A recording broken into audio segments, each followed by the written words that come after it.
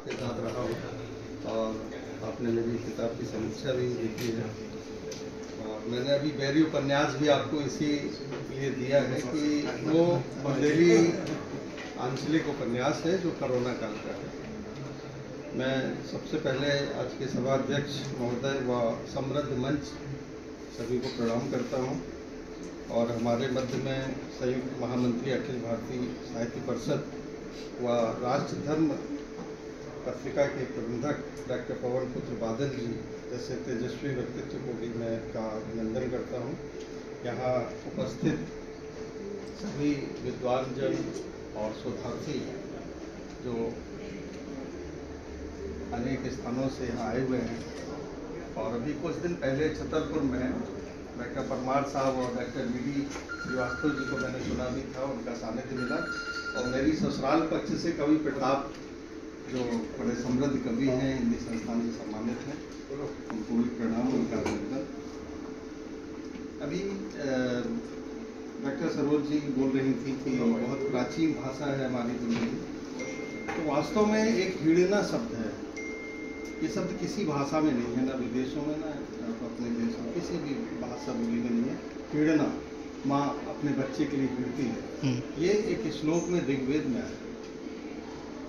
और वैसे तमिल और संस्कृत पर ही प्राचीन से बुंदेलखंड हमारा बड़ा समृद्ध रहा है और आज भी है और आगे भी रहेगा।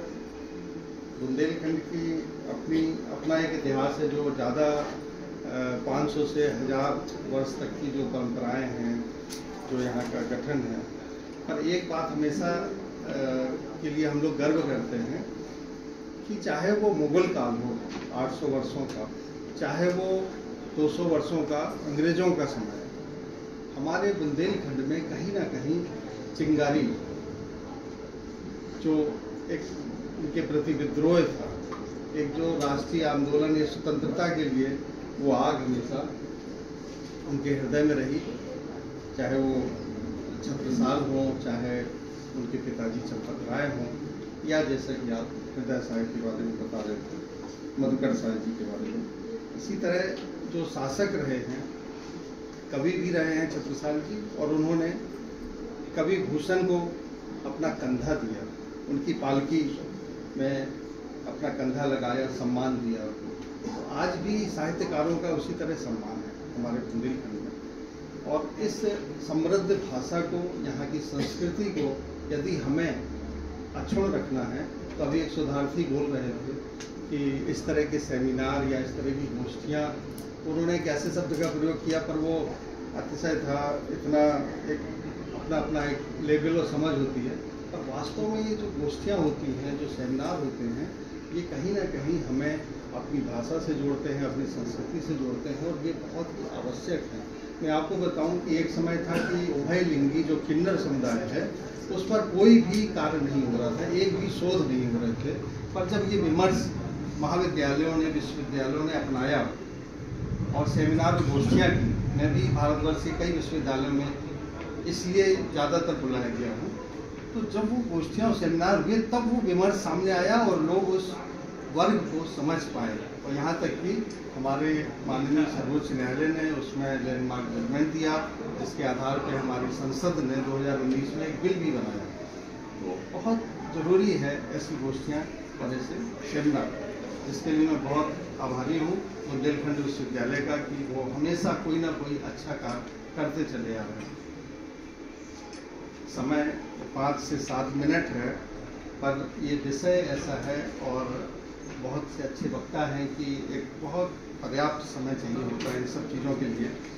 मैं बहुत कुछ सोच रहा था, पर मुझे था कि शायद 15 मिनट तो मिलना ही चाहिए, पर समय कम है, इसलिए मैं यहाँ पे एक पंक्ति लिखी है, निज भाषा उन्नति रहे सब भाषा को मूल, बिन निज भाषा ज्ञान के मिटे ना ही को सूल।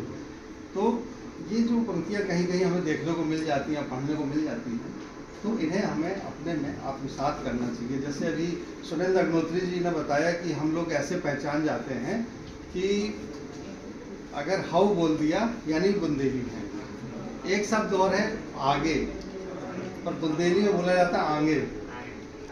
वो तो वो व्याकरण की दृष्टि से खड़ी भाषा में बोलेंगे तो कहेंगे इसको कम आता है, क्योंकि हमारी बड़ी बुआ जी मुझे बहुत टोकती थी, एमए हिंदी से थी वो हैं, तो उन्होंने हम आगे बोलते थे, यहाँ तक कि लखनऊ जाने तक हम आगे वही बोलते रहे।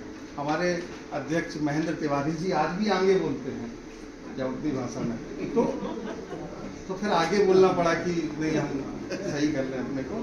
पर हमारी जो मूल भाषा है, जो जैसे मैं कुलपहाड़ आता हूँ, मैं कुलपहाड़ महुआ का निवासी, तो हम जब अपने लोगों से बात कर भैया कैसे हो और राई भरो कैसे है, बिन्नू कैसी हैं, तो एक दूसरे का जो संवाद है वो बुंदेली में होता है। वो इतनी मीठी इतनी प्यारी भाषा कहीं मुझे अन्य जगह नहीं मिली ब्रज भाषा के अलावा। और पर हमारे यहाँ बड़ी बादा जाओ तो वहाँ दूसरी तरह की है ना, 4 कोस में पानी बदले, और पानी वाली बात जो है वो हमारे बुंदेलखंड में बहुत देखी जाती है। जैसे यहाँ पे किले और महल भी बने हैं बहुत पास पास, ईसरी हुए हों, चाहे खेत सिंह हुए हों, चाहे मैथिलीशरण गुप्त जी हों, और एक बड़ी समृद्ध है व्यास जी भी हमारे बुंदेलखंड के थे, भोगवती भी यहीं के हैं। तो प्राचीन काल से लेके और मध्यकाल और आधुनिक काल में भी बहुत अच्छे अच्छे साहित्यकार हैं जो बड़ा नाम ले रहे हैं। ज्ञान चतुर्वेदी वगैरह बड़े बड़े पुरस्कार उनको मिल रहे हैं। तो बुंदेली में बहुत काम हो रहा है। और अभी डॉक्टर मुन्ना तिवारी जी ने जब ऊपर दिखाया मुझे कि किस तरह से पांडुलिपियों को यहाँ पे संरक्षण दिया जा रहा है, मेरी भी पांडुलिपि मांगी गई है, तो ये एक प्रयास है। और कल वो किसी से बात कर रहे थे, कह रहे थे कि प्रयास तभी सफल माना जाएगा जब परिणाम हमारे मन माफिक मिलेगा। वो किसी से बात कर रहे थे, मैं एक लेखक हूँ, मैंने उनकी बात को पकड़ लिया और मैंने उनको कहा भी कि आपने तो मुझे बहुत अच्छा वाक्य दे दिया। इसी तरह से कल पवन पुत्र बादल जी बोल रहे थे कि हमारा जो 2 दिवसीय कार्यक्रम होगा ये कहीं ना कहीं एक सफलता को प्राप्त होगा। एक जो आयोजन का एक उद्देश्य होता है कि लोग देश की जो इस समय वर्तमान में सरकार है जो चाह रही है कि लोगों में परस्पर सद्भाव हो, राष्ट्रीय एकता को बढ़ावा मिले, और एक जो सोच है कि हम सर्वप्रथम राष्ट्र हित के बारे में सोचें, तो ये कार्यक्रम कहीं ना कहीं उस उद्देश्य को पूरा करता है। तो मैं बहुत साधुवाद देता हूँ बुंदेलखंड विश्वविद्यालय का, और विशेष रूप से डॉक्टर पवन पुत्र बादल जी का, जिन्होंने मुझे उनके आमंत्रण पे मैं यहाँ पे आमंत्रित हूँ, और इसके लिए धन्यवाद है उनका। और खुशराज का जो पूरे कार्यक्रम का एक पेज में वीडियोग्राफी कर रहे हैं, और संचालक हमारे देवी प्रसाद तिवारी जी का। और अपनी बातों को मैं समाप्त करता हूँ। अपनी